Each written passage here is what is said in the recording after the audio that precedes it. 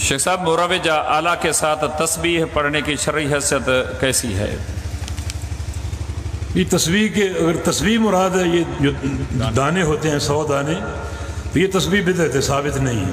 آج کل ایک آلہ ملا وہ عداد جس میں بٹن دبانے سے وہ عدد تبدیل ہو جاتا ہے، تو یہ ایک چیز معقول ہے، اس میں 1000 تک کا فگر ہوتا ہے اور آپ طویل اذکار بھی کر سکتے ہیں۔ اصل میں تسبیح کے جو دانے ہیں، دانوں والی تسبیح، اس کا ایک تقدس بن چکا ہے۔ لوگ اس کو آنکھوں سے لگاتے ہیں، سینے سے لگاتے ہیں اور اس کو بڑی مقدس چیز سمجھتے ہیں، اور یہ بدعت ہے۔ وہ عداد جو ایک نیا میٹر ایک نکلا ہوا ہے، اس سے آپ یعنی اگر گننا چاہیں اپنے اذکار کو تو وہ جواز کی ایک شکل ہے، ورنہ سب سے بہترین شکل ہاتھوں کے پوروں پر جو ہے وہ اذکار کو گننا۔